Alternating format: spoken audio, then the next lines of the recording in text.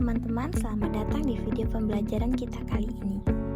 Kita akan membahas topik yang sangat relevan dengan dunia bisnis dan teknologi, yaitu bagaimana sistem informasi menjadi alat strategis untuk menciptakan keunggulan kompetitif. Bagaimana menjaga keamanan informasi melalui pengendalian yang tepat. Dan terakhir, tentang etika serta masalah sosial yang muncul dalam penggunaan teknologi. Di era digital, hampir semua organisasi dari perusahaan multinasional, startup hingga UMKM sangat bergantung pada sistem informasi. Tapi, bersama peluang besar itu, ada juga resiko dan tanggung jawab yang tidak boleh diabaikan. Sistem informasi dan perannya. Sistem informasi adalah sebuah gabungan antara teknologi, manusia, dan prosedur yang bekerja sama untuk mengumpulkan, mengolah, menyimpan, menganalisis, serta menyebarkan informasi. Jadi, sistem informasi bukan hanya komputer atau aplikasi saja, tapi juga mencakup bagaimana orang menggunakan teknologi tersebut, bagaimana data dikelola, serta bagaimana aturan dan prosedur dijalankan. Menurut London 2022, sistem informasi memiliki peran penting karena mampu membantu perusahaan dalam 3 hal utama. Yang pertama, membantu mengelola operasi sehari-hari agar lebih efisien. Yang kedua, mendukung proses pengambilan keputusan dengan data yang lebih akurat. Yang ketiga, memungkinkan perusahaan berinovasi dengan produk dan layanan baru yang bisa memberikan nilai tambah bagi pelanggan. Ada beberapa elemen penting dalam sistem informasi. Elemen pertama adalah perangkat keras dan perangkat lunak. Contohnya seperti komputer, server, aplikasi, bahkan kecerdasan buatan. Elemen kedua adalah data yang berfungsi sebagai bahan bakar utama. Tanpa data, sistem informasi tidak akan berguna. Elemen ketiga ada prosedur dan orang-orang yang menjalankan sistem tersebut karena teknologi tidak akan bekerja tanpa manusia yang mengoperasikannya. Contoh sederhananya itu bisa kita lihat pada aplikasi kasir digital di sebuah warung makan. Sekilas aplikasi itu terlihat hanya sebagai alat pencatat transaksi, tetapi sebenarnya fungsinya lebih luas, misalnya untuk menganalisis menu yang paling banyak terjual, mengetahui jam operasional yang paling ramai, sampai membantu pemilik warung merancang strategi promo yang lebih efektif. 3. Sistem informasi untuk keunggulan kompetitif. Poin A. Definisi dan teori. Keunggulan kompetitif berarti kemampuan sebuah perusahaan untuk memberikan nilai yang lebih baik kepada pelanggan dibanding pesaingnya. Michael Porter tahun 1985 menyebutkan ada 3 strategi dasar untuk mencapai keunggulan kompetitif. Yang pertama, cost leadership, yaitu berfokus pada menekan biaya agar bisa menjual produk atau layanan dengan harga lebih rendah. Yang kedua, diferensiasi, yaitu menciptakan produk atau layanan yang unik dan berbeda dari pesaing. Yang ketiga, fokus, yaitu memilih segmen pasar tertentu dan melayani kebutuhan mereka dengan spesifik. Sistem informasi bisa memperkuat semua strategi tersebut karena membantu perusahaan lebih efisien, lebih inovatif, dan lebih dekat dengan pelanggan. Contoh praktiknya, ada banyak contoh nyata penggunaan sistem informasi untuk keunggulan kompetitif. Contohnya, Amazon memanfaatkan analisis data besar, big data analysis, dan algoritma rekomendasi untuk memberikan pengalaman belanja yang lebih personal kepada pelanggan. Hal ini membuat pelanggan lebih nyaman dan meningkatkan penjualan.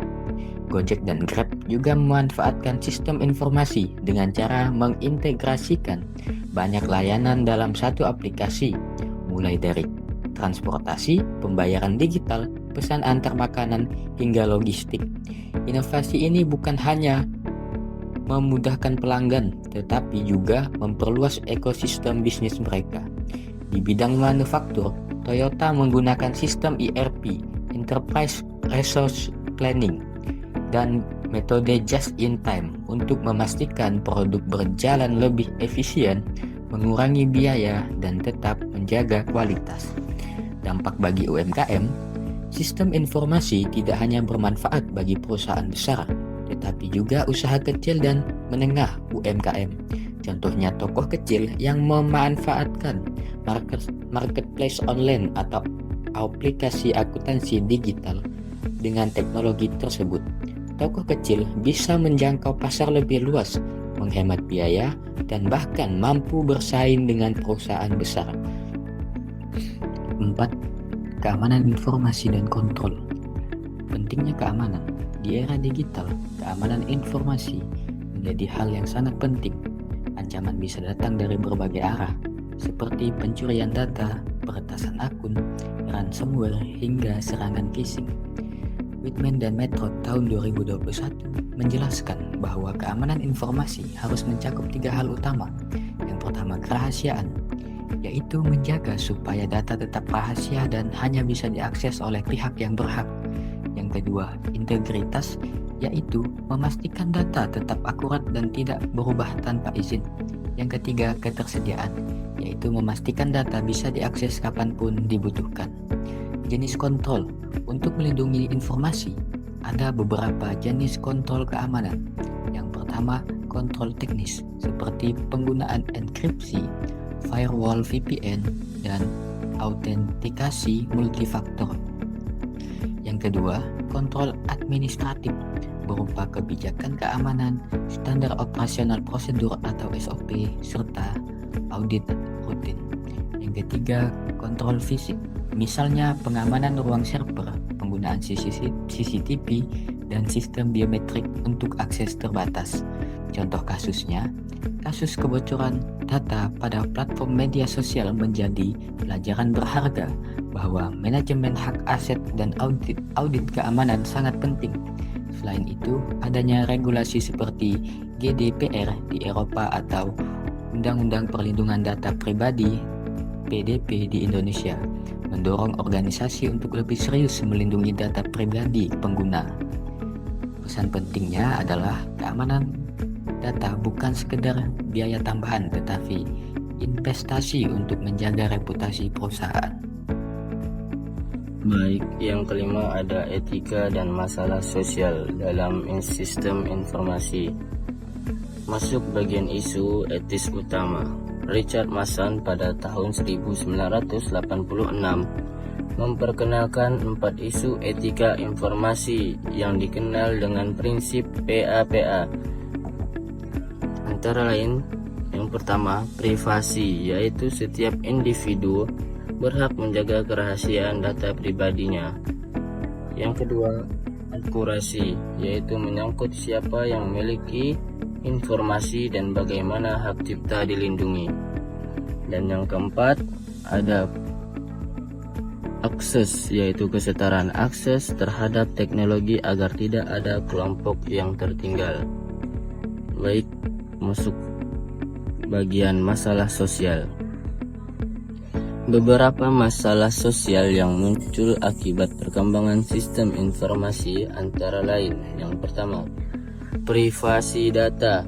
Misalnya kasus penyalahgunaan data pribadi seperti skandal Cambridge Analytica. Yang kedua ada hak cipta dan plagiarisme. Contohnya pembajakan perangkat lunak atau konten digital. Yang ketiga ada kesenjangan digital, yang dimana tidak semua orang memiliki kesempatan yang sama untuk memanfaatkan teknologi. Dan yang terakhir ada dampak AI, yaitu otomatisasi pekerjaan yang bisa menggantikan tenaga kerja manusia. Baik, masuk bagian solusi.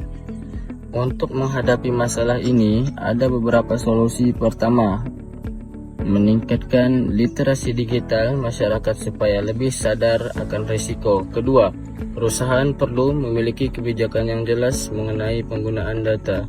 Dan yang ketiga, pemerintahan harus membuat regulasi yang seimbang yang mampu melindungi masyarakat tanpa menghambat inovasi.